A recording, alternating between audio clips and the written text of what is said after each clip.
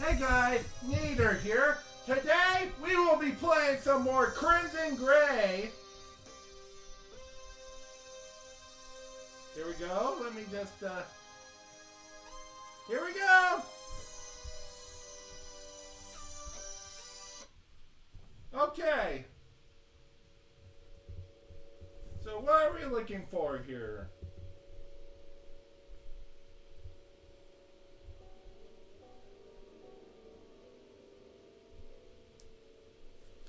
Try to remove chain. Look for weapons, look for tools, make something for Lizzie. Don't try anything. I'm not sure here. Not sure what up yet.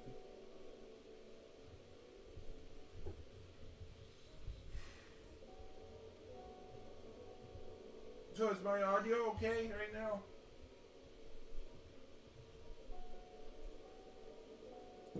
Oh, there we go.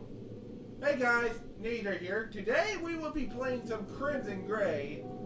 That's what I said. And I discovered that my audio was like my audio was off for a moment. Oh, I kind of forgot. I'm sorry, I thought my microphone was off for a moment. Yep, audio is good. So, what do you think I should do, O'Malley? Well, I kind of wish I sometimes I'm mostly just, sometimes I kind of wish I had, like, my viewers decide what I should do, but sometimes I decide on my own once in a while. Yeah, so recap, although I kind of wish I'd done this last live stream, we actually know that Lizzie was exposed to drugs during, long before birth. Like her mother did drugs during something. Oh, look for weapons. Yeah, I'm gonna do the recap. And then now, I guess that's what made Lizzie the Yandere. Yep. And O'Malley said, let's look for weapons. Okay. Yep, and then that was like this. That recap was part 2. Part 3, we actually got kidnapped by the Yandere, also known as Lizzie Doss. All right, I guess that will be it for now. Now we're going to be in the voice acting. His table had been placed fairly far from the weapons lining the walls, and no amount of straining could get him close enough.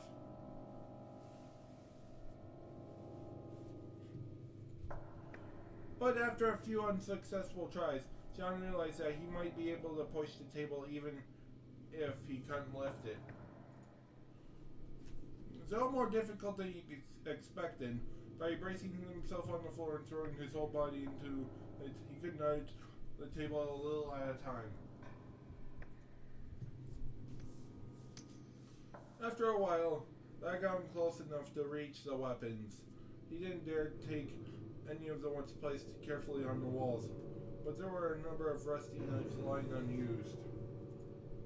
One of them was slim enough that he could hide it in his pocket, but it might not do a lot of good, but he felt better having something to defend himself.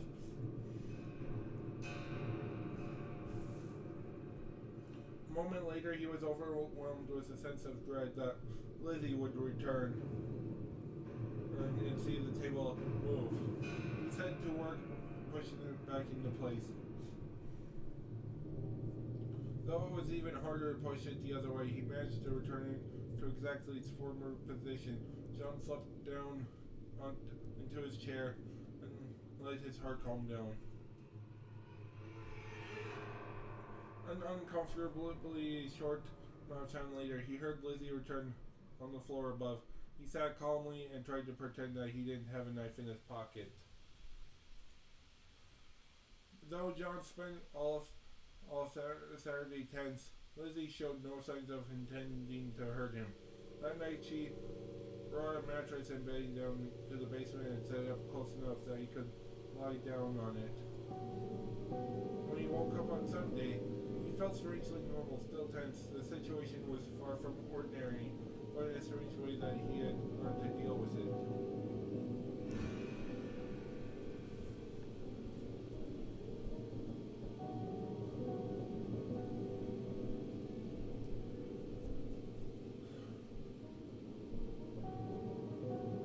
That day passed almost normally. Since Lizzie had brought him his books, he tried to work through his homework, just like he often did on a Sunday. Lizzie stayed with him most of the day, working as well. She made meals for them both in the basement and upstairs, but she always stayed close. He hoped for a chance to evaluate his options more, but never spotted one since she was always leaning in to smile at him from the stairwell. The only useful thing he had learned was that the basement door was apparently unlocked, except at night if he could somehow get the chain from the table. He had a shot at getting out. On Monday dawn, he crashed almost immediately, didn't even get out of bed. That was common for vacations when he didn't have friends to distract him, since all he could do was wallow in himself. Felt worse than usual. His world wasn't just gray. His depression was filled with flecks of anger and confusion. Only then did he realize that he hadn't taken any medication since Friday morning.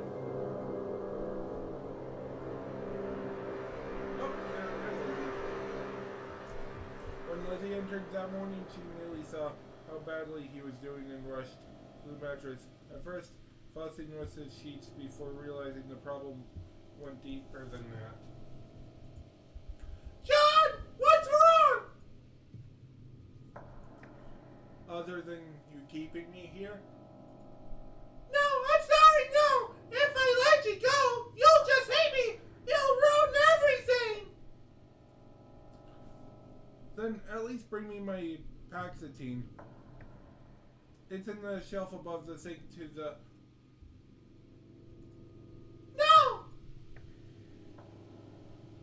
No, I won't bring it to you! I can't! I destroyed it! What? But I need that. You understand how serious my condition is, right?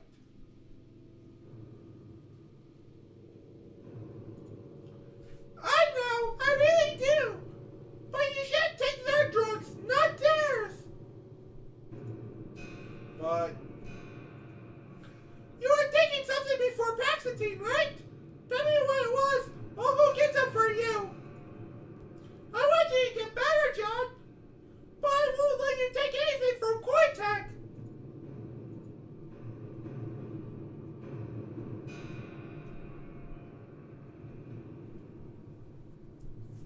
Let me see here. Refuse to tell her, lie about old medication, request old medication. Not sure yet.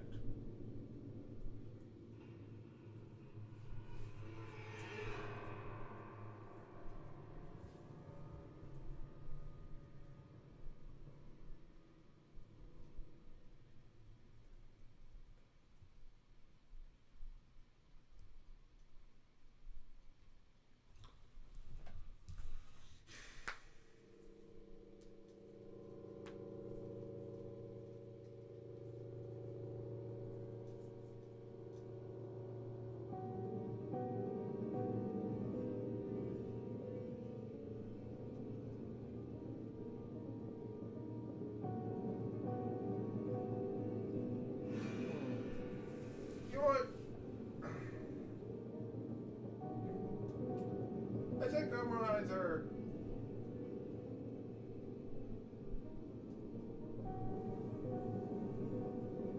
I think I'll request it.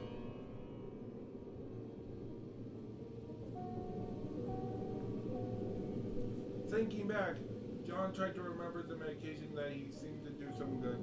Maybe they weren't as good as Paxatine, but they would be better than nothing. Okay, just wait here. Just wait right here.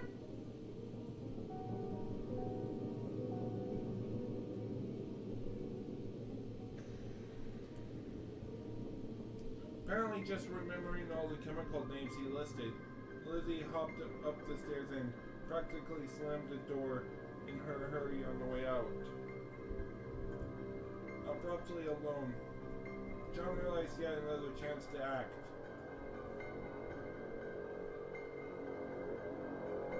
Well,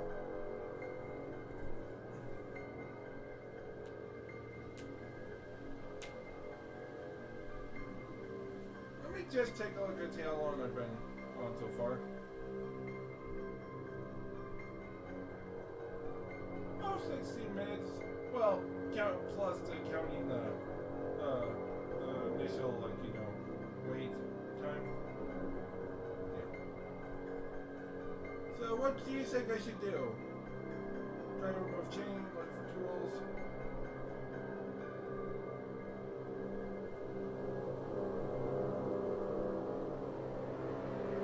Alright, I will take a moment of a break here.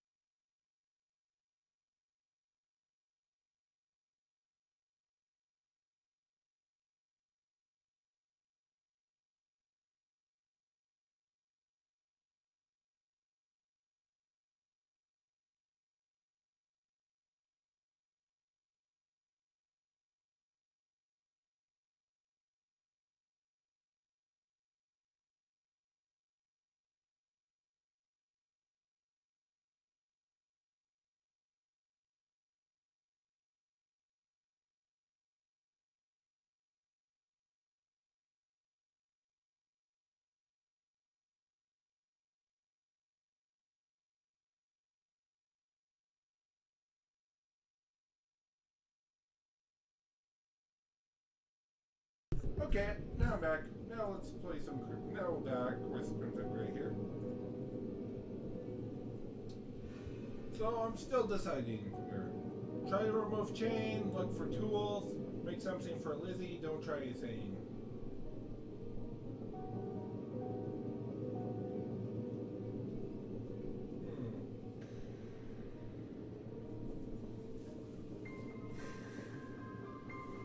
You know what, I'm wondering, maybe we'll try to, maybe we'll do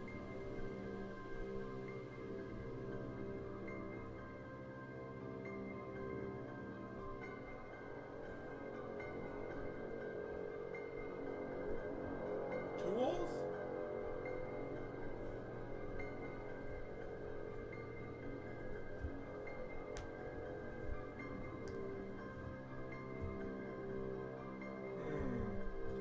Alright, I think I'm gonna try, I think I will make something for Lizzie.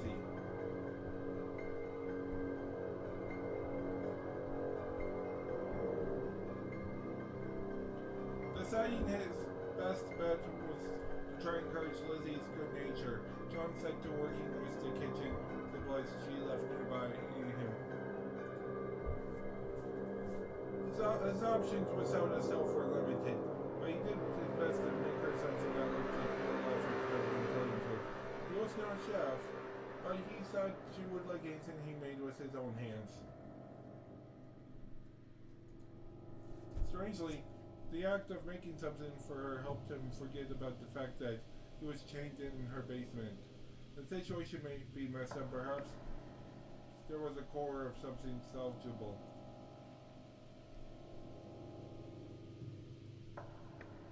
When Lizzie saw his gift, she blushed and took it away hurriedly. John blinked, but he didn't have time to object. The next time he saw her, though, she was beaming.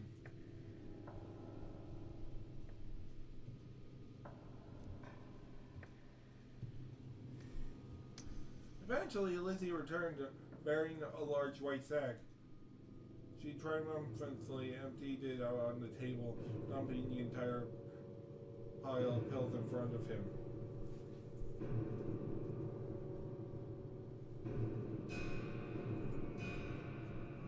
She'd gotten every drug he mentioned, even the prescription ones. He hated to think about the nasty consequences as she tried to give him all of these at once. Yeah, don't do every drug at once. That's very bad.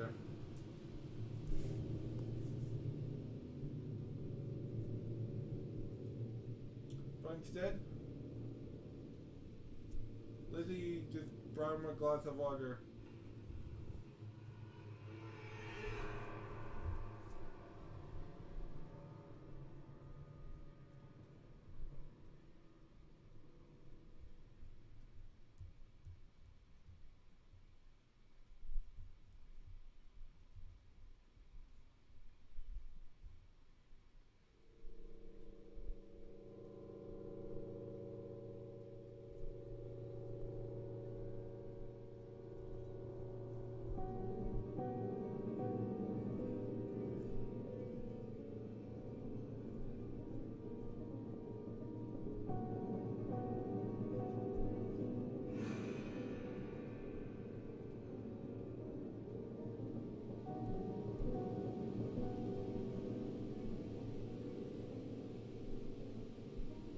Just give me a moment, I'm just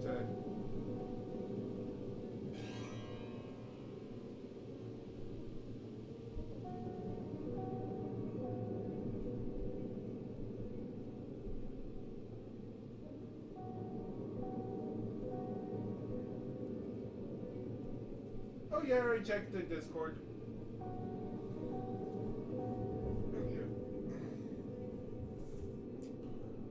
Yes, I actually have a Discord. Yep, yeah, I was just messaging someone on Discord. But instead, Lizzie just brought him a glass of water and sat down beside the pile. Yeah, I just had it was just something, I was just talking to my friend about something related to the stream. Take anything you need to get better, okay? I'll just leave these here. But you can ask for more water whenever you want. Thank you. Of course, John. I'm doing all these things because I want you to get better.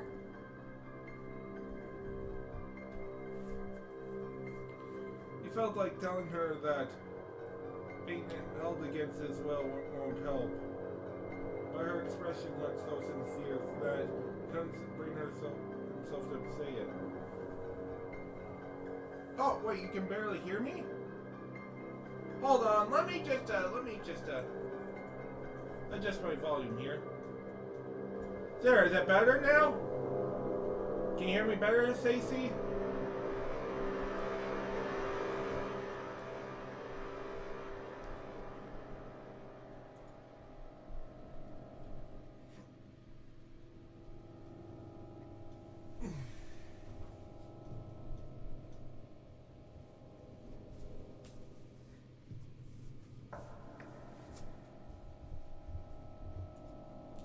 How had she gotten prescription medications anyway? He found the one that he had been most satisfied with just before Mrs. Smith switched him to Paxitine and took his first dose. Lizzie smiled brightly, then skipped back up the stairs.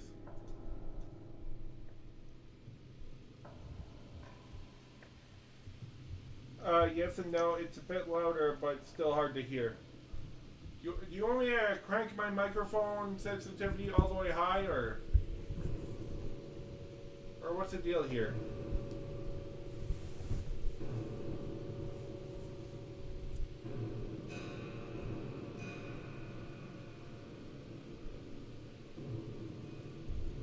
Alright.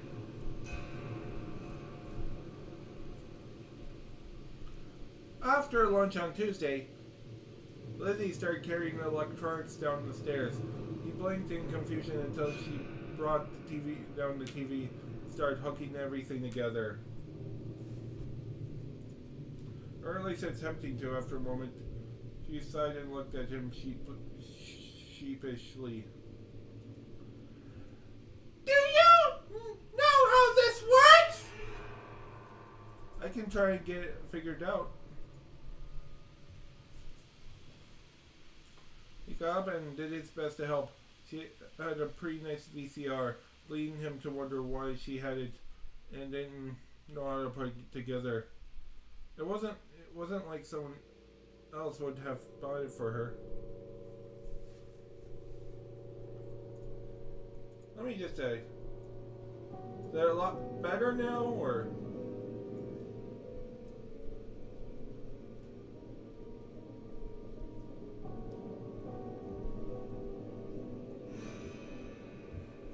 Let me just, so, can you hear me a lot better now, or?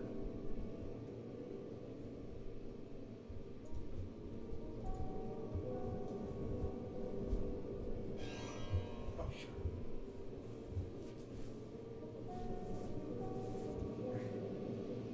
Do you not use this much? Never! I don't really watch television! Like, at all? No! She had seemed weirdly apathetic about a lot of things, but he said she wasn't into pop culture yet now. Something in her voice made him suspect it was something else entirely. What about music then? I don't listen to music! Huh, really? Well, what about books? Only nonfiction seems useful. The rest all feels so pointless. What do you do for fun then? She stared back at him for so long that he was afraid that she might just ignore the question. Well, sorry I asked. I do enjoy a few things now, thanks to you. I spent a lot of time collecting those knives because I thought they would be useful, but now it's a little different. Now I can imagine myself protecting you. All the details about grips, they're not just details now. They interest me. So he'd given her an interest in knives. Fantastic. Anyway, I thought maybe I could enjoy a movie if I watched it with you. Is that okay? Well, we might as well try. I had put it all together for a while anyway. We can try it.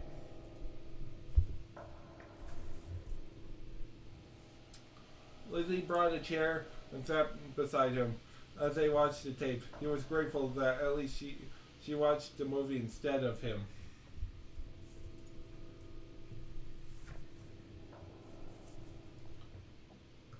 It was nothing at all.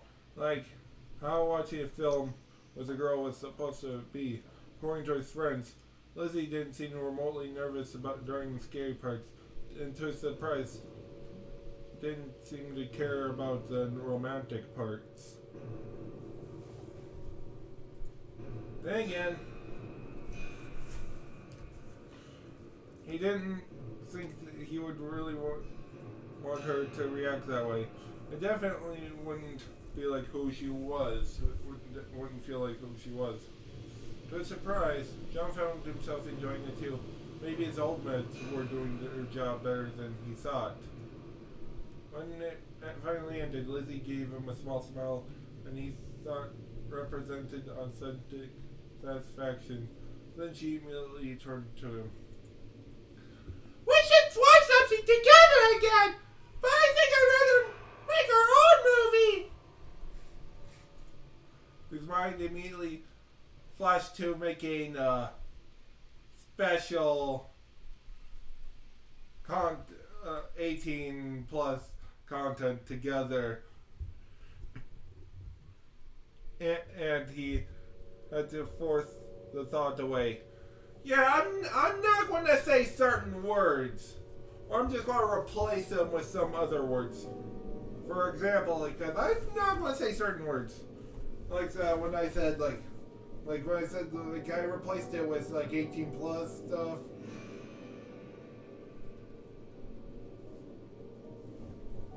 Yeah. Okay, now. Yeah, sometimes I'll either use bleep or skip the entire thing, or I'll just say something in place of it.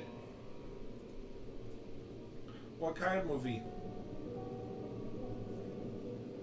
I would like to just film you here, working or eating or anything. I can watch it later.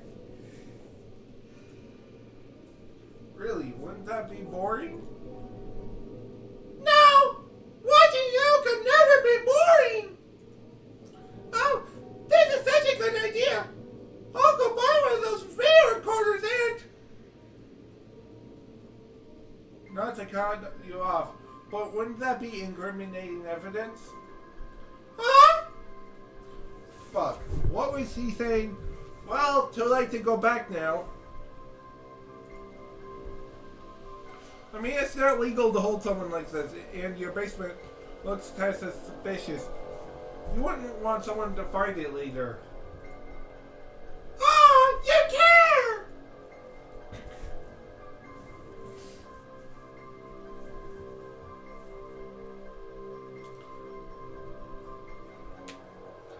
Lizzie embraced him cheerfully, and despite himself, John felt a flicker of joy. When she was happy, she seemed so purely happy.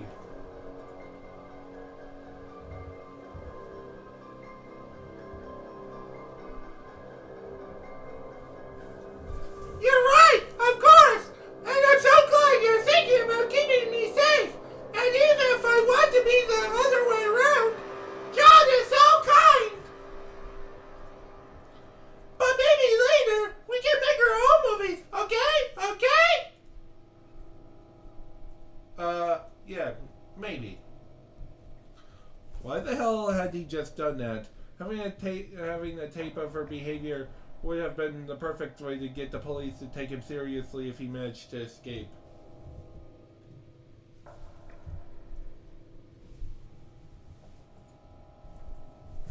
But as soon as he had that thought, John regretted it. He didn't want to see Lizzie hurt and hated the idea of her going to prison, despite what she was doing to him. Despite the situation, she still thought of her as a sweet girl who wasn't entirely well. She deserved help, not punishment. Was this Stockholm Syndrome? Was she wearing him down just like she planned to? I'm not sure what Stockholm Syndrome is. I'll probably look it up later. Actually, I think I'll look it up now. Give me a moment here.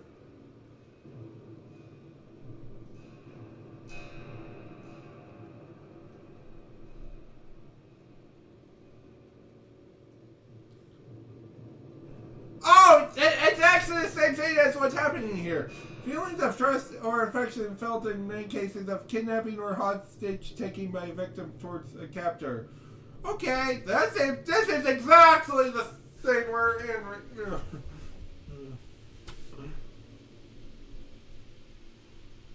The idea disturbed him, but it didn't change how he felt. He needed to find another way.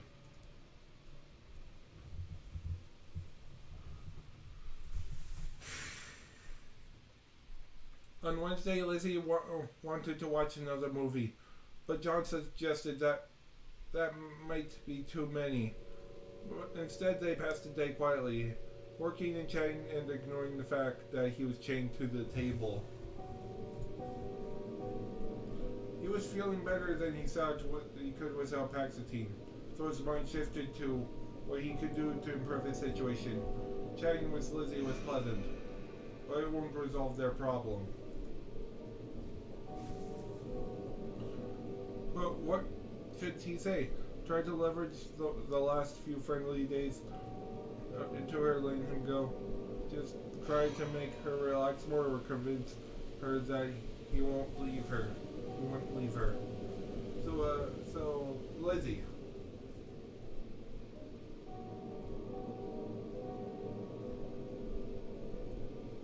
Not sure here. Let's hear. It's a start conversation about something here. Let's hear. Interest, romance, her peers, morality.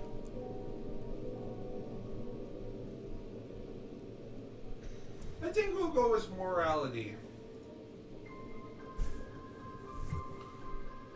Hey, do you mind if I ask you a random hypothetical question? Ask anything you want!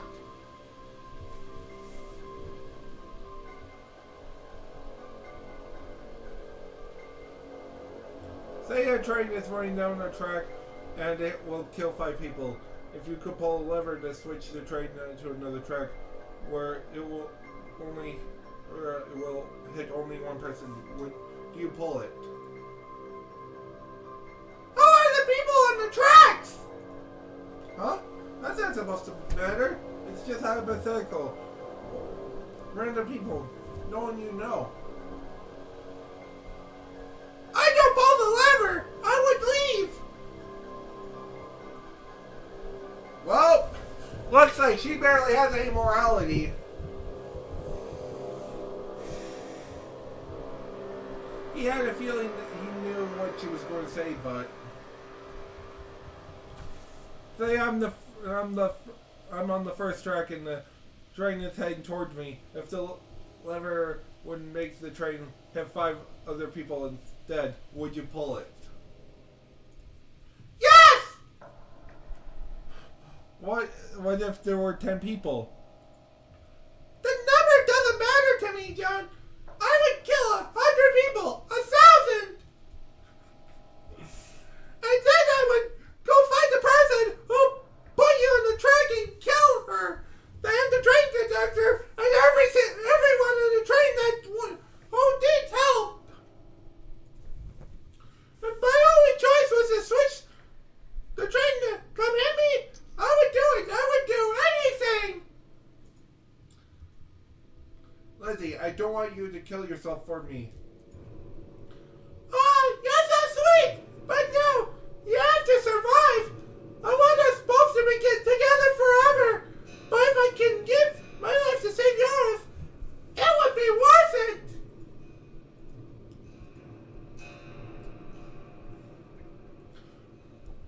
How would you answer that if a teacher asked it?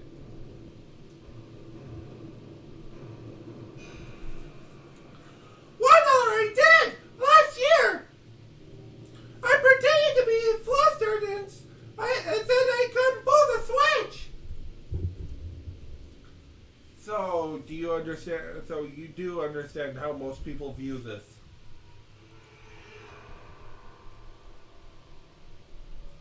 I'm aware of how they think, but I don't understand it!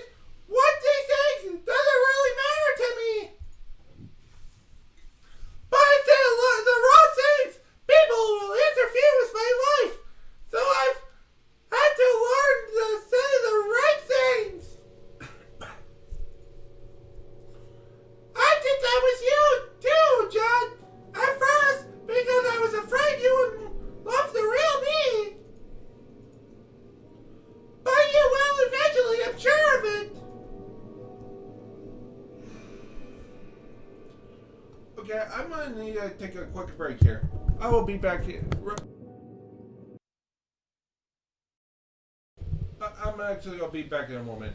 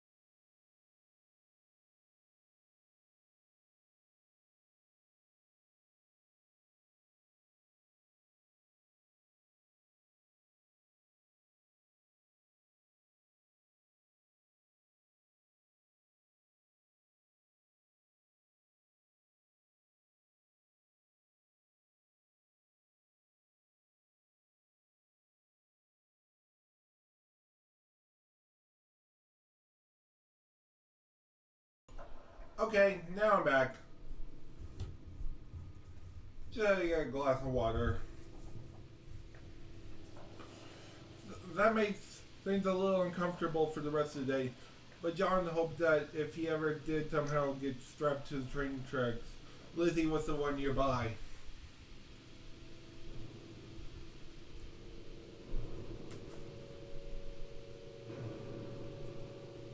Oh, Lizzie just changed the clothes, okay? The next morning he took his pills with a glass of water. As usual, Lizzie waited until he was done and then gave him a warm smile. I hope it's helping! You seem happier, John! I feel better than I expected. Pretty good, actually. I was actually strange how good he felt, and it was easier to not think about that at the moment. Instead, he brought up an issue that he'd been thinking about for a while. That reminds me, I've been meaning to ask you. You've run out of Yonder Quill, right?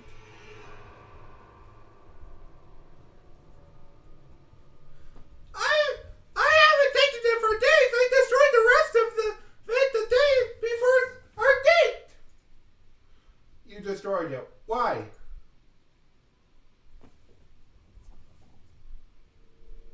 It was useful. It helped me understand, but I wasn't myself while I was taking it.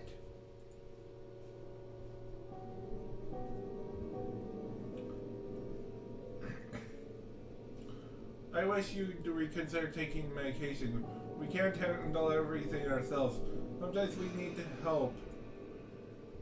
Yeah, but you don't understand. It's not that simple. Then explain it to me. I wasn't myself. It was like someone had imprisoned me and took my place. Imagine if your own medication meant that you could never feel sad again. Just constant manic happiness. That does sound horrible. I'm sorry I made you take it. Don't think that. It was useful. Having things be different for a while made it easier to see how everything fits together. But I couldn't take any longer than that. I wanted to be myself again. Cortex doesn't want to help people, John. They just want to control them.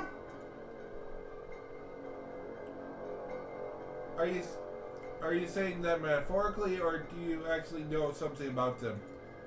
No. No?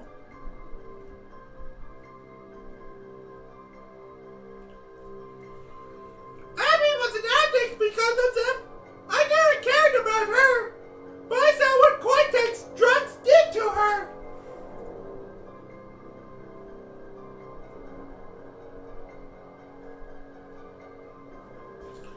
They didn't change who she was.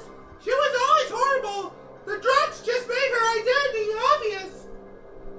Not like you, John. You're still so kind.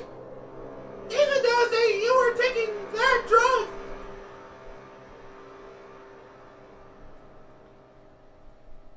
But they won't be satisfied with that. Are you seriously saying that Koitek is some kind of conspiracy? Conspiracy? No, I don't think so. They just want money. And they're willing to cut corners to make it. I don't care what they do to anyone else. But you need to stop taking that drug. You need to see clearly.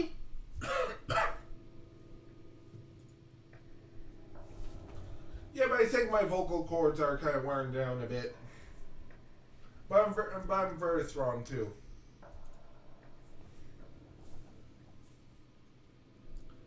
He almost wanted to believe her. Koitek was a huge company, and those weren't exactly known for their ethics. It was possible that they had been testing some dangerous drug on Lizzie's mother. It had probably been too dangerous for adults. but it had magnified impact on a developing child. Yep, I think that's how Lizzie had become the yandere for this idea. Maybe it was just some kind of thing. Did Lizzie see that on some level? Or was she just paranoid about the company? Sometimes she seemed so...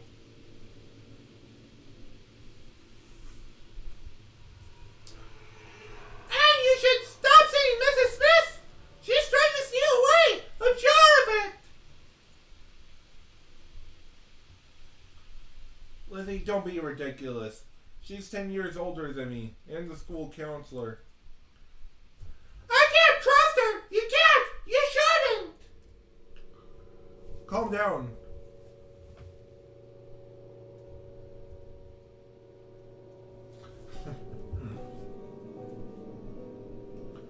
Oh, it says you need to watch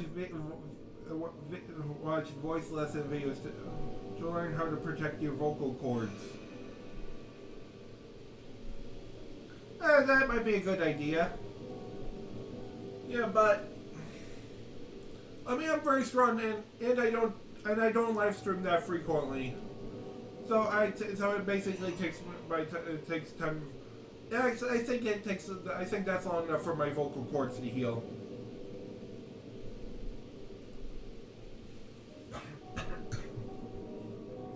Calm down. No one's trying to steal me away.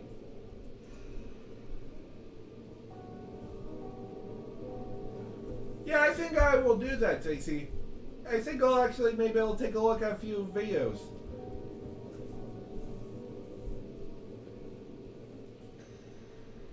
She stared at him as if he desperately wanted to believe his words.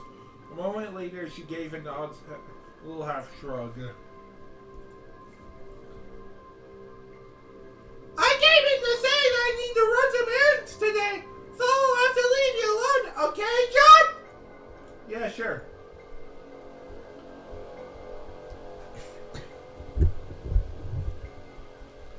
She left the room, and John knew he had a rare opportunity, but he found himself sitting and thinking.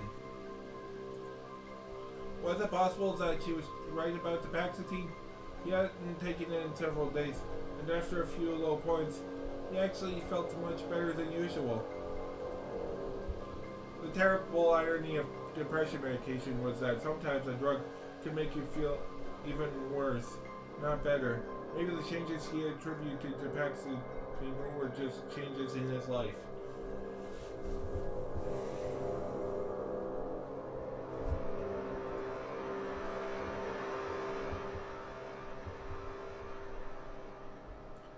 There couldn't be anything to her conspiracy theories, but he could believe that Koitek would push their drug on anyone with depression, even if it had mixed results. Things like that happened all the time. Abruptly, he had resolved that if he made it out of the basement, he could stop taking Paxatine as an experiment. He could stay on his old meds and see if he did better. If he actually showed signs of improvement, even Mrs. Smith would be happy to let him take older drugs. Regardless, for now he needed to take stock of his options and take some kind of action while he had the opportunity and energy for it. He felt like he'd spent too much time thinking to make an escape attempt, but maybe he could accomplish something else. So, what do you think here? What do you guys think so far? Yeah, even though there's not many of people here, but... So what do you think I should do? Like for tools, make something for Lizzie, don't try anything.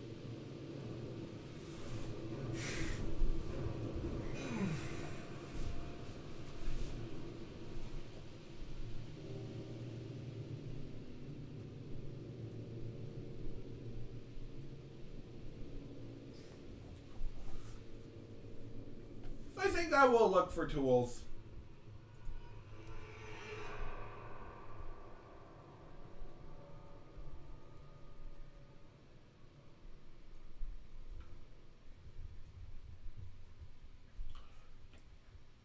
His table had been placed to be out of reach of the weapons lining one wall, but that had put him closer to the other wall.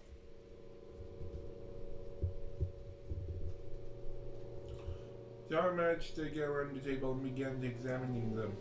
There was a metal cupboard that appeared to be locked, but he looked through the rest. There was a toolbox. He thought it was locked at first, but then eventually realized it was only stuck. After enough effort, he got it open and looked through. Most of it was random aging tools, but he found a screwdriver that looked to be in good shape.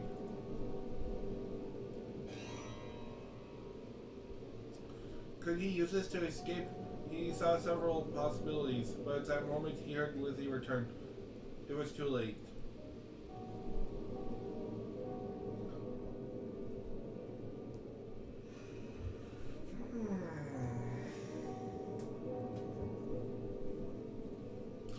On Friday, John woke up, stretched, yawned, and scratched at the shackle on his leg. And he got up to brush his teeth. It was only a while brushing his teeth and staring at the walls of knives that he realized how normal this bizarre situation had become. 1 week ago,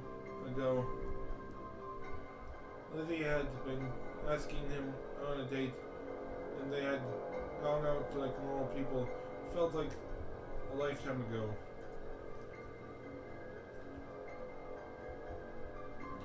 When he heard the basement door open, he didn't even glance up. He knew it would just be Lizzie again. He just rinsed out his mouth and set his toothbrush aside.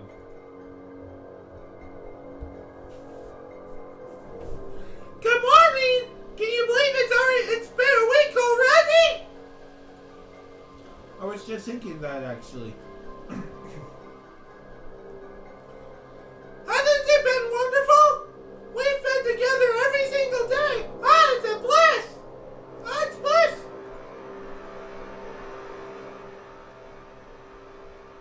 You know, we haven't done anything that we couldn't have done without the kidnapping. But that's the point!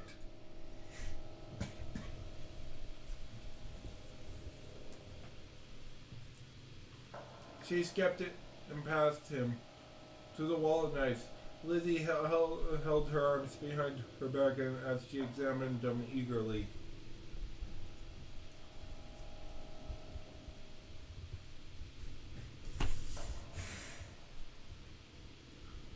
When we were together at school, part of me was afraid that we were both pretending. Even when we were alone, I wasn't myself.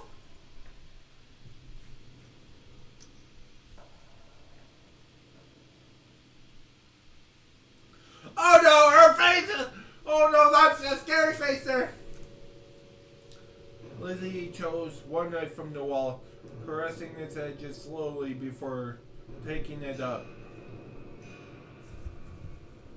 She turned to him, eyes unnaturally bright.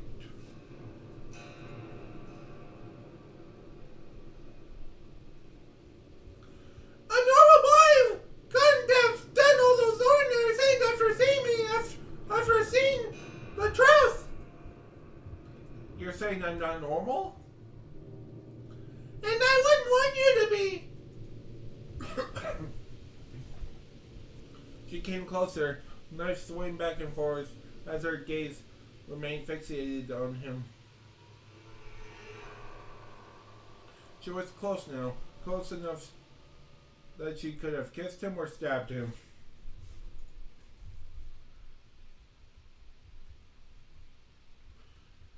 I want you to learn that you shouldn't be afraid of me. You know I would never pick up a knife and hurt you, right? I wanted an answer.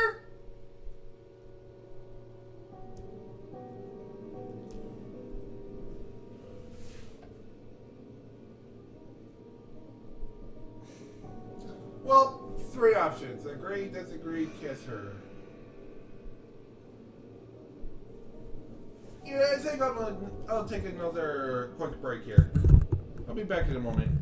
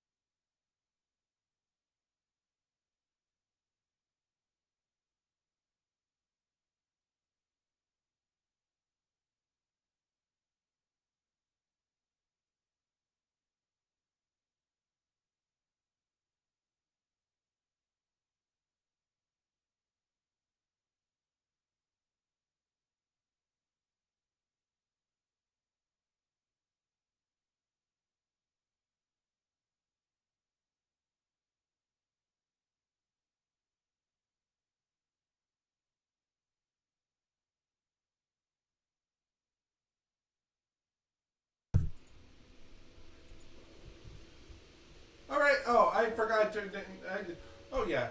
Oh, hey guys, I'm back. Now we'll be back with Crimson Gray. And let's see here. And now I'm back, and someone said kiss her. Okay. Let me check my.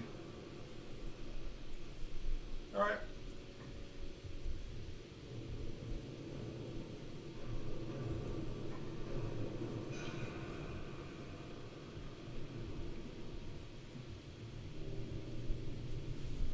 Instead of answering a question that might not have a good answer, John leaned forward and kissed Lizzie gently.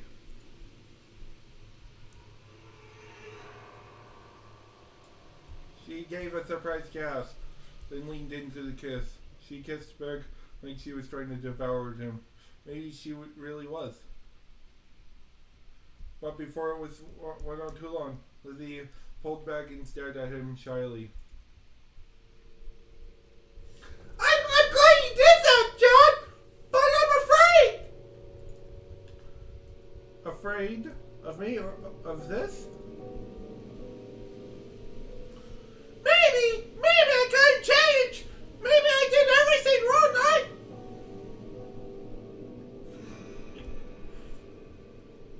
Lizzie rushed out of the room and slammed the door behind her. When she returned later in the day, she pretended like the kiss had never happened. John did the same. But he couldn't help but feel like something was different.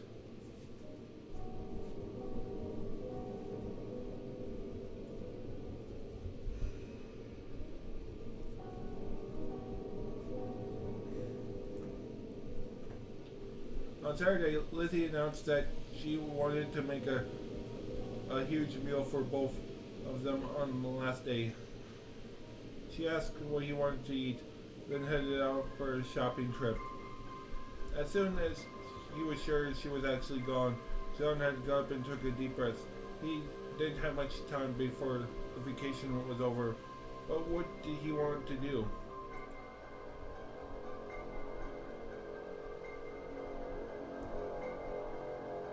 I think, let me see here. You know what? I think I'm gonna try, don't try anything.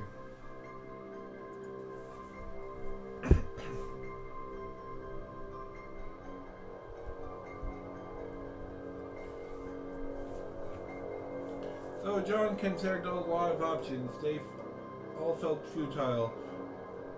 He was basically in Lizzie's power, so he might as well accept it. He tried to find a more comfortable position and slumped in his chair, head leaned against the back so he could stare up at the basement ceiling.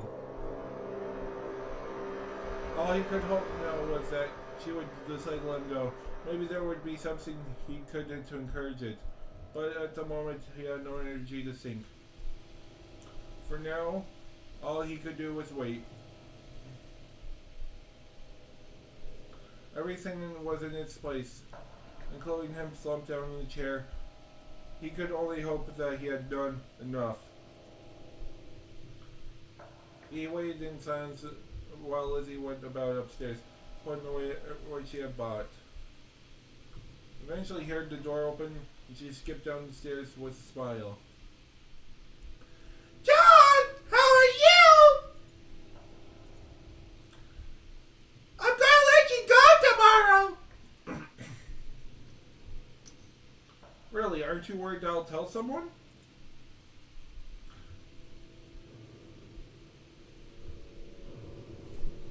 I am. If you told someone, it would hurt me so much. But I can't hold you here forever. I want to keep you here forever, but I want you to choose to stay with me even more. That would be best. I see. You're not happy? After all this, do you really expect my emotions to be simple? Do you hate me? No, I don't think so.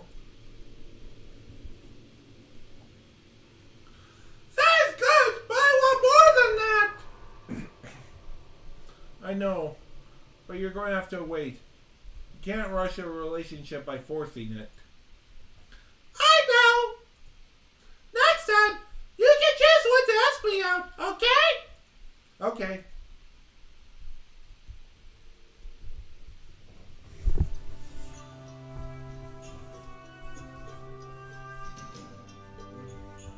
His remaining time in the basement passed easily, almost casually. They didn't speak much about what was coming, especially not about what had happened.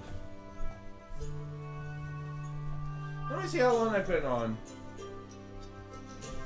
Yeah, already an hour, nice. I think I'll do another hour. His remain. Oh, you. I said I'll read it again. His remaining time in the basement passed easily, almost casually. They didn't speak much about what was coming, especially not about what had happened. They watched 2 more movies, chatted about simple things, finished up the last of their vacation homework. And on Sunday, Lizzie appeared in silence and unlocked the chain that kept him bound to the table. He stared at her and wished he could find something to say, but his mouth was too dry to speak.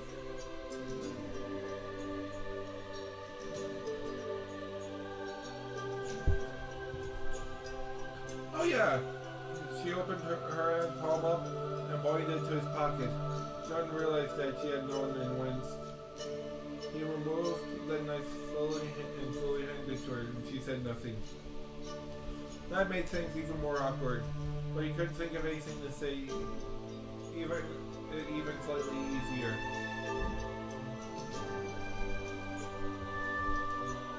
Eventually he left. He thought that he might have seen a glimmer of tears in her eyes, but it might have been his imagination.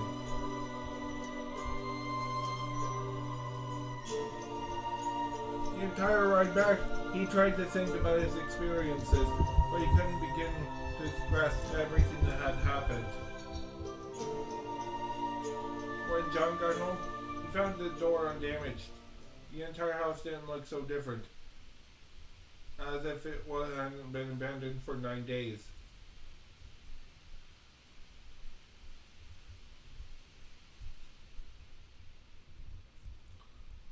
There was only a single message on the answering machine. His father saying that he was going on a company vacation. He hadn't even noticed that John was gone. None of his friends had called. He hadn't been taken out of the world.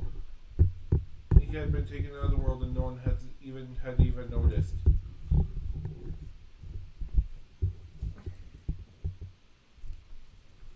The only person who had cared was Lizzie, but she wasn't there with him now, and there were still too many emotions of sorts with her. John sat down on the couch and simply felt numb.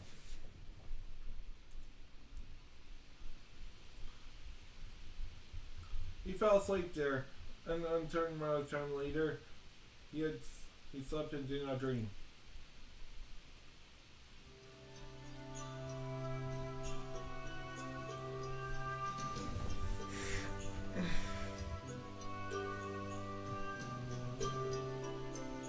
In the morning, John felt surprisingly refreshed.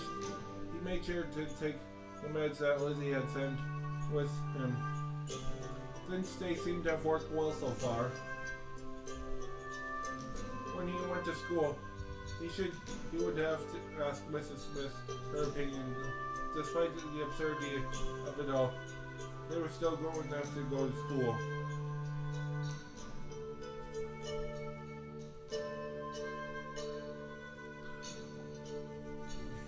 Lizzie wasn't waiting for him outside his house, which was probably a good thing. He decided to walk to school. The crisp air gave him time to focus.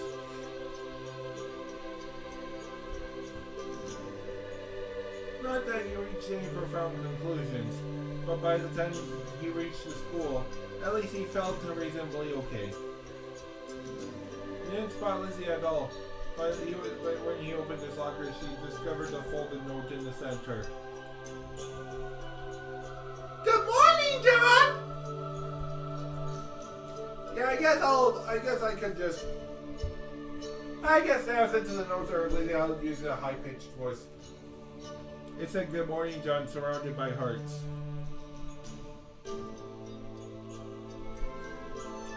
Despite himself, John smiled a little. When he looked up, he saw Lizzie around a nearby corner. She smiled back before vanishing. He drifted through several classes. Today wasn't too different from the other groups since they were all back on vacation and unfocused. None of the teachers tried to make them do very much. After school, he headed to Mrs. Smith's office. Not entirely sure what he was going to say, but after so long away, however, he definitely felt like he could use some counseling. Ah, John. It's been a while since I've done this. Not her voice. My mouth's a little dry.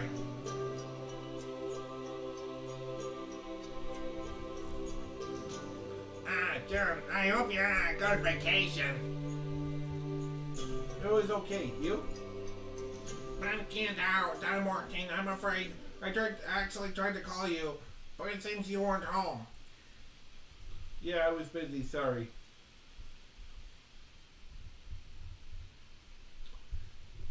Oh, it's fine. I just hope you haven't lost any progress.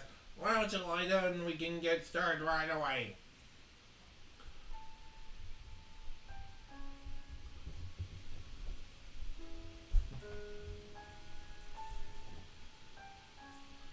He got onto the couch, but things didn't go as smoothly as usual. Mrs. Smith was doing her best, but he couldn't concentrate. It didn't take a genius to know the reason. He needed to decide exactly what he was going to do. If he wanted protection from the police, this would be his best chance to ask for it secretly. Or even if he skipped some details, Mrs. Smith might be able to provide some help of some kind. Or maybe he shouldn't tell her anything if it had all worked out for the best, hadn't it? Stop saying on your line, John.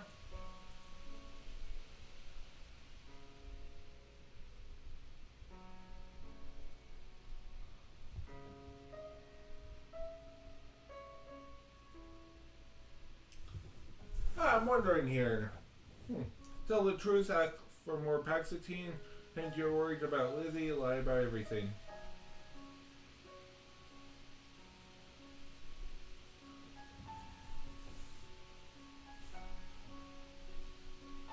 I wonder. I think I'll take another quick break to rehydrate. Basically, also known as like getting some water.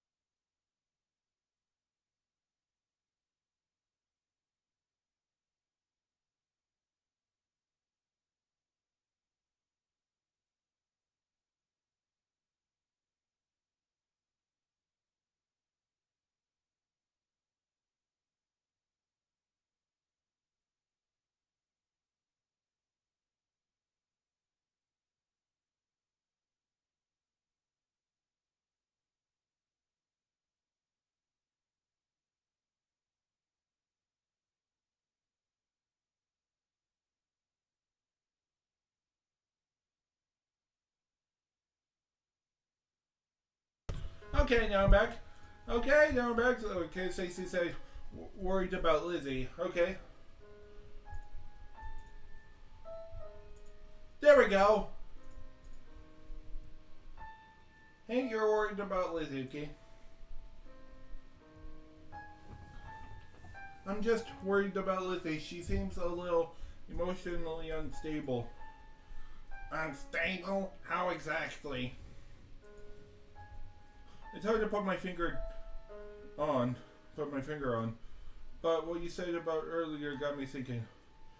I'm not sure if I feel safe all the time. But you two are still dating? I guess.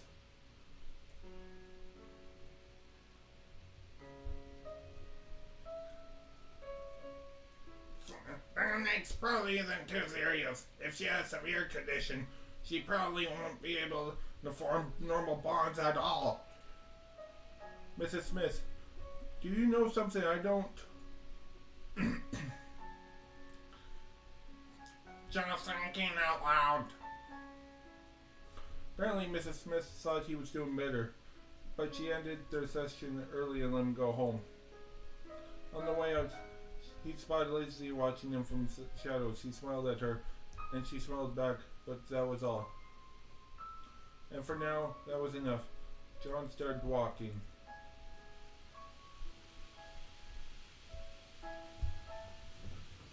The school year got away from him a little. Despite everything he'd been through, John found himself returning to something like a routine.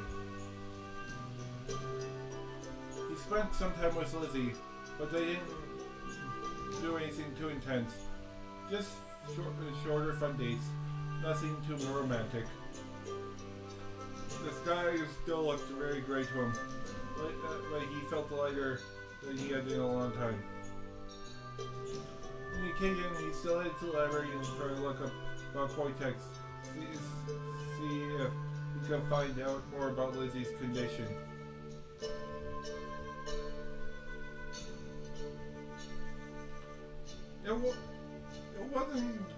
It wasn't going terribly well. All he had to go on was old microfilm and random ideas, which was part of why he brought Lizzie, but she seemed uninterested. Eventually he sat back and tapped his fingers on the desk, wondering if it was worth continuing. Lizzie, when I was at your house, you made some pretty strong statements about Koitex. Do you know anything about them? No! I'm sorry, John! I can't really help you! It's just a feeling, a strong feeling. Not as strong as the sense that you were the one I was looking for, but I'm certain I know what's best.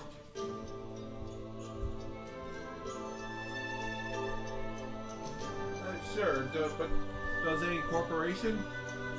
That's different! This is different! After that, though, she couldn't explain herself any further. Seeing that she didn't like the topic of conversation, John decided to let it go.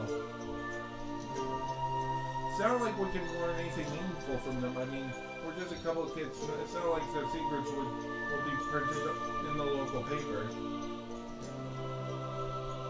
Well, we can leave it. We have more immediate concerns, don't we?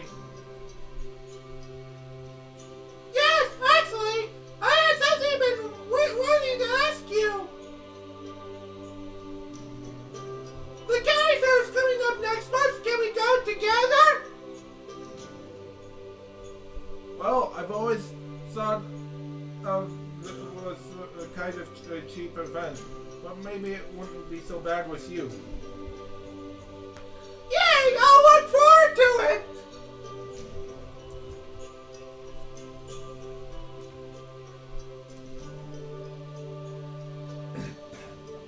Hey, let me change my lights to bright white. It was only later that Sean remembered something of his classmates said. Elementary schoolers went to the fair played games, middle schoolers went for the roller coasters, and high schoolers went to get some special thing that I'm not going to say.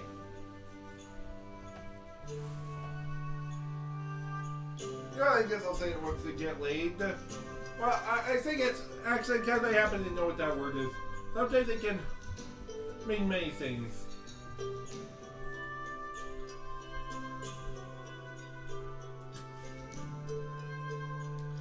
But what was that? What Lizzie has been mean to imply? Had he decided more than he had realized? But over his next several days, she didn't act any differently, and just wanted to look forward to it with innocent anticipation. So it felt awkward to bring it up. And the longer he didn't mention it, the stranger it got. So day by day, he eventually reached the date of the county fair.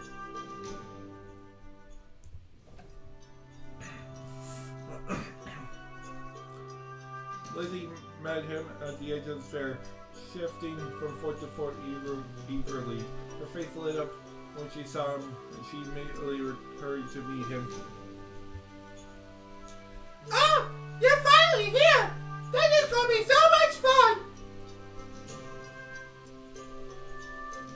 I'm glad to spend some time with you, but honestly I haven't gone to the fair in a few years. Oh, I'm sure we'll have fun! Besides, the important thing is that the people will see us together! What? Dating doesn't really count unless a guy's willing to go to the fair with you! Guys don't talk like that! I know, but I'm happy to be seen with you. Yay! Let's go see what all they have!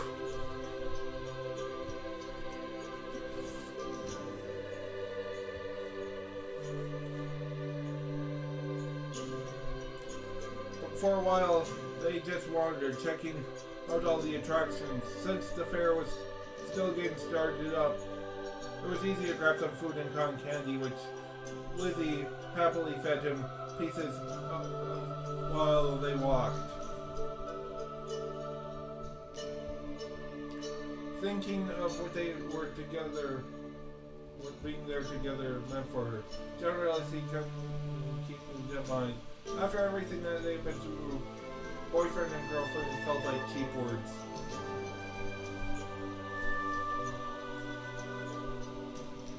It felt like the hardest stretch had to be behind him. He seen Lizzie at her worst. Would he be happy to be with her at her best? You know, like, for some reason, because I've seen some gameplay of this before, long before, but it's been a long time though. I have a feeling there's another Yandere present. Or another person similar to Lizzie in some way. I guess I'm kind of spoiling some stuff, but...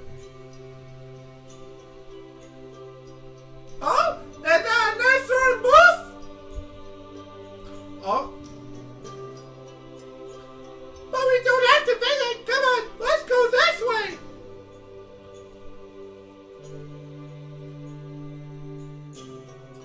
Instead, Lizzie directed them towards a high striker booth. John kind of marveled at it. He'd seen them in pictures, but he wasn't sure how exactly wasn't been sure that they actually existed anymore. Some classmates he barely recognized were trying not their luck at the moment, swinging their hammer high overhead and bringing it down to the target as hard as they could. But none of them got the slider more than halfway to the bell. John, try it! Man, is there even any point? Going to suck. Oh? But try! Giving in, he inserted the coin, just lifting the hammer. Felt almost heavy for him, but Lizzie was watching, so he couldn't give up. John brought the hammer down as best as he could. It felt like a strong blow, but the slider barely moved up a quarter of the distance. Some of his classmates laughed. See, I'm pathetic. No! You just haven't learned how to use your strengths. Here, let me help you.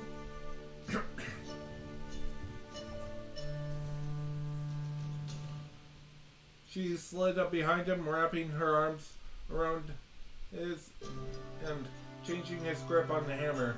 Why is her body so close against his? The classmates stopped laughing. See? You need to throw your body into it. So you feel like this. Shift your hips a little. He felt a little like a doll, being moved by her like that.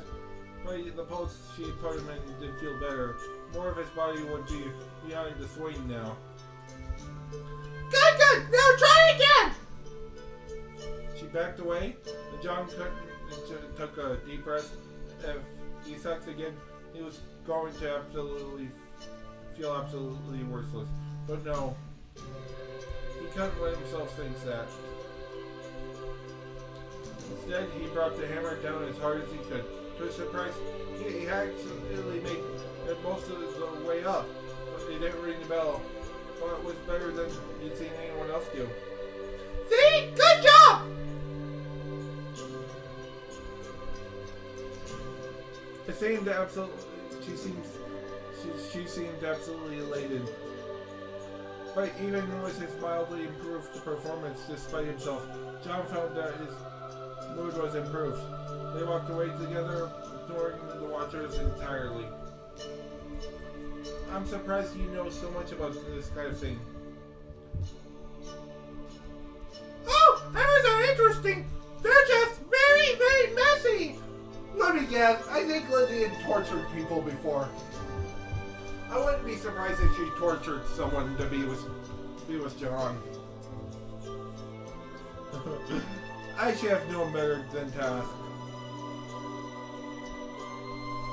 There was a moment of hesitation in her eyes, but she saw a smile and then returned it. I know the booth. Lizzie meant to toss every single ring into the furthest pin. That one against a giant stuffed bear, which she just laughed at and gave them to hold. For a while, he was having a great time then, but then, still carrying the bear, he heard an unpleasant snicker. Are you fucking serious? You two came here to play around with stuffed animals?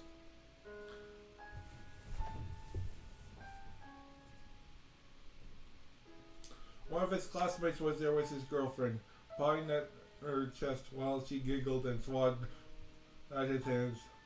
They both leered at John and Lizzie holding hands.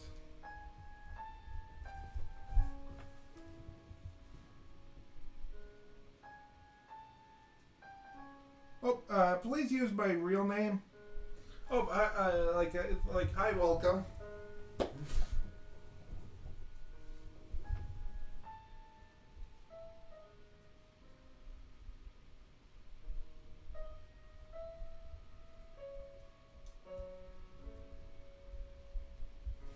Never mind.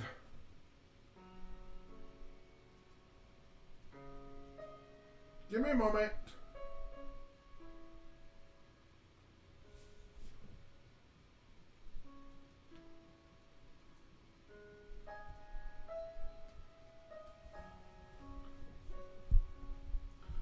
I mean, what are you, 12?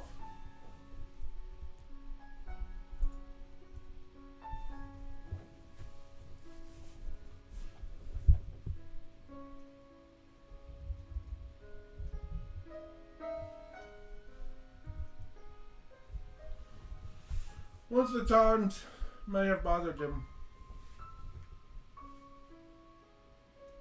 Yeah. Hey. Yo. Oh.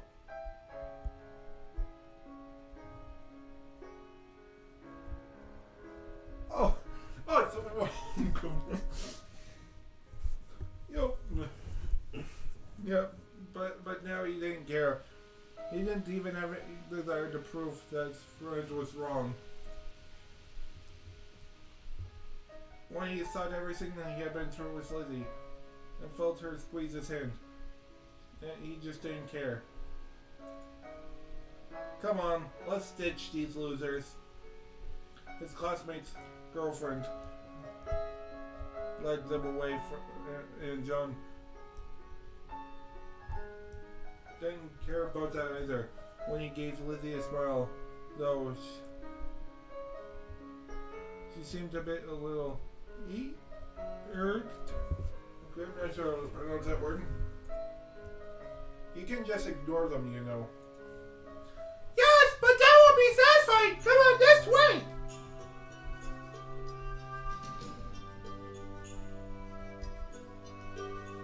She dragged him into the narrow alleyway between two stalls.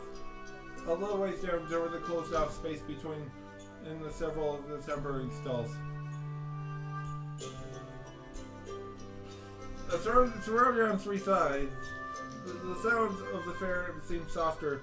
Became very aware of how alone as Lizzie slid off her jacket.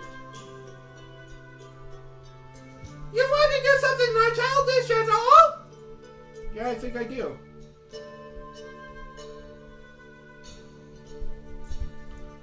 I know I can be a difficult girlfriend sometimes, but I want to show you that I can be nice too.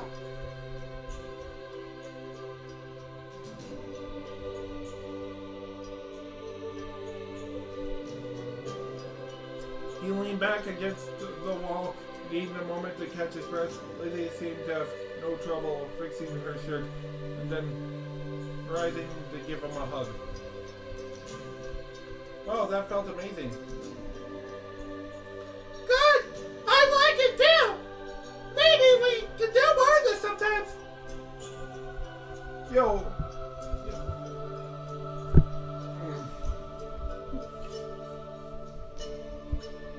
The cold air forced him to step away from her soon as she zipped up his pants.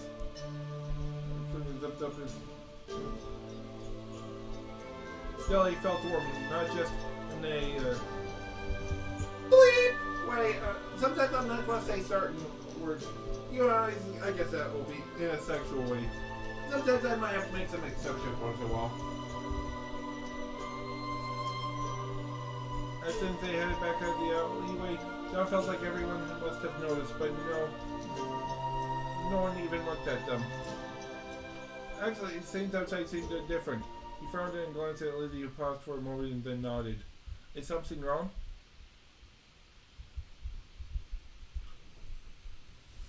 The sounds in the distance are normal. There's too much tension. As soon as she said it, he realized she was right. It didn't sound like people were having fun. They were upset about something. Without needing to discuss it, they headed to the source of commotion.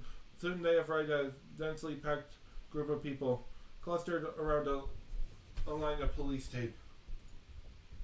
He could see a few cops moving with it, and spinning lights lit the entire scene in strange colors, but he couldn't tell what had happened. I think I know what this is. I think this might be a Yandere attack somewhere.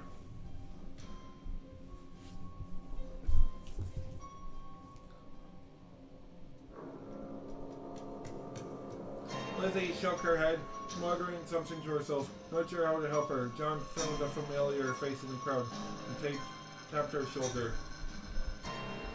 Hey, what's going on? Oh God, it's horrible. Someone from our school was killed. What? Who? His face was taken off entirely. They're still trying to identify him. Oh shit, do they know who did it? They say I can't believe this. But they say it was some girl from our school. She stabbed two of the police officers like with a knife. They had to be rushed to the hospital. Whoa, what about her? They shot her, seriously. Or at least that's what I've heard. I just got in here in time to see the body before they covered it up. But I didn't see the violent part.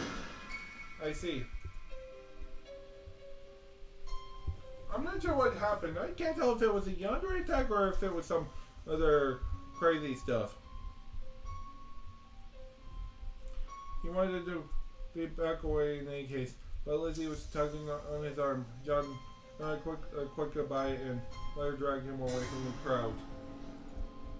John! Lizzie, do you know any assumption about this? You know it wasn't me, right? You trust me, don't you?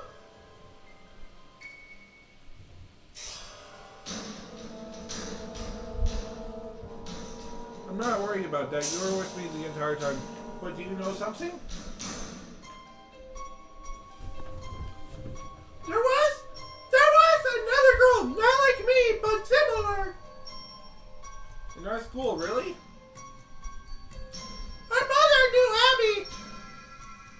They got kicked off of a Quick Tech program together. For the same reason, being pregnant? Oh, you gotta be kidding me. I never liked her. We never really spoke. But I think she could be capable of this. Then what do we do? Before she could answer, several unmarked vehicles showed up around to the fairground. The men emerged from war-like uniforms that meant nothing to John, but immediately filled him with a sense of dread. In a matter of minutes, they were everywhere. Police were patrolling more seriously. These strange men had taken over the crime scene, and the atmosphere had become tense. John! Did we know? Exactly! She went with him to his door and kissed her goodnight, but they both knew that things weren't all right, not yet. There was a cloud of uncertainty hanging over him. He had a very difficult time falling asleep.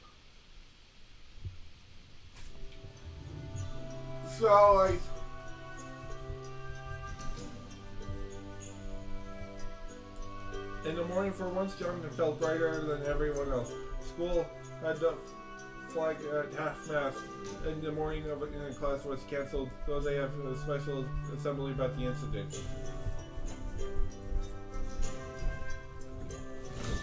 What?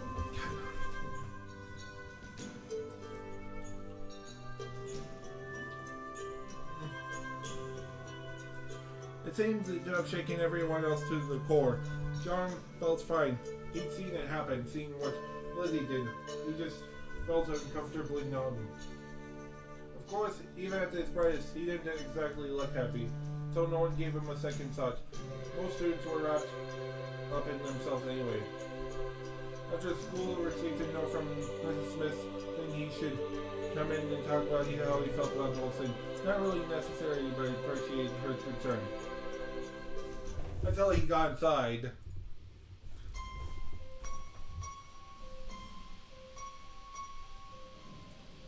Lizzie sat in a chair, obviously uncomfortable, while Mrs. Smith sat nearby, sorting through several bottles of Poitex drugs. Ah, John, glad you could make it. Sure, why is Lizzie here? There was a lot of traumatized couples in the wake of the incident. I thought I should do some counseling so no one makes decisions they regret. Oh, thank you, but... let me get a pillow here. But is that really necessary? While he spoke, he managed to catch Lizzie's eye. All he saw there was uncertainty, but she was hard to read.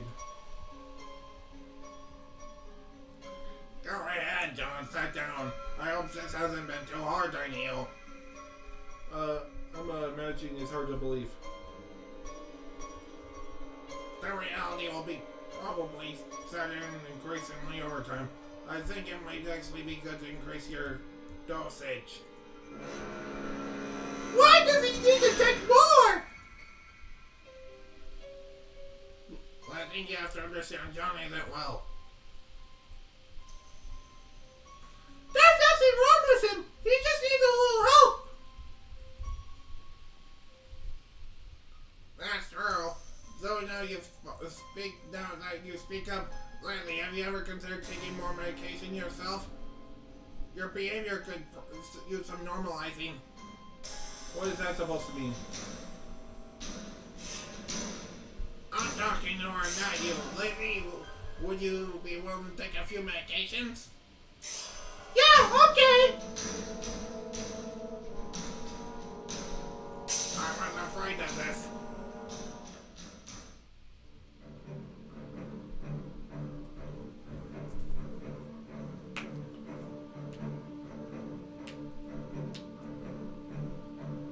Without warning, Mrs. Smith stuck Lizzie's arm with something that glinted silver. You only saw a glimpse of what could look like a syringe before Mrs. Smith pulled it back out and it was hidden in her sleeve. The effect on Lizzie was instantaneous. She grimaced and dropped to the floor, gripping her arm. John tried to let go of her, but Mrs. Smith moved to stop him. You should stay away, she isn't stable. What the hell did you do to her?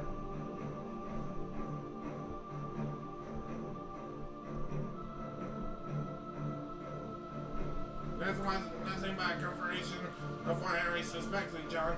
I'm sorry, but Lily is not a normal girl. Shut up, don't say that. No, you don't understand. She was exposed to the same chemicals as the murderer last night. Without having medication, there's no way she could be normal. But she said she would take it. She lied. I don't know how, but she somehow gained a degree of stability without any more compass that makes her far more dangerous. I'm sorry, John, but she needs to be sedated for her own good. A sedative? Maybe for you! Holy shit, she's gonna dive again! Laughing wildly, Lizzie lunged forward. Her knife flickered and stabbed Mrs. Smith's chest. The older woman stared in shock, struggling with Lizzie's arm, but couldn't prevent the second stab, or the third, or the fourth. John could only stare in horror as Lizzie stabbed her over and over again. His mind was completely and utterly blank.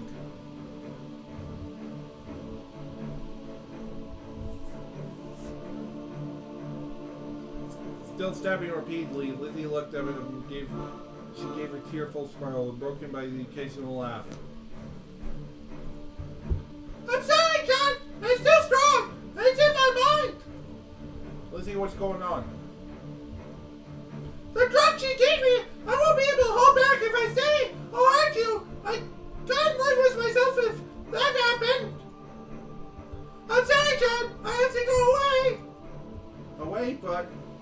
Do you love me, John? Yes, I love you, Lizzie. I'm so happy! I love you forever! And then Lizzie sliced through her own throat. John stared in horror as her body slumped to the ground, light going out of her eyes. He wasn't sure how long he stood there. Somehow, by the time they found him, he was holding her body and weeping. He couldn't feel the tears or hear anything they said. The events of the following days barely penetrated the gray fog filling his mind. There was an investigation. He was declared just a victim. He offered him sympathy, but that they had never offered before, and he didn't care. Everyone chose to forget about the string of murders and got back to their lives, leaving him kneeling over her body until the world was nothing but endless gray. Game over. Not like this. Okay, achievement popped up. Hopes and glimmers on a stronger path. Restart the game for a better result. Okay!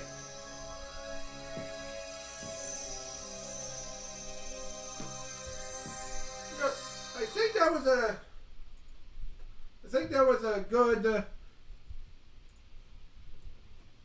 that was a good live stream so far. I think I'll actually just keep playing more of this game. But I'll do a different path. Alright. hope everyone enjoyed this game here. And I think I will be on again at some point.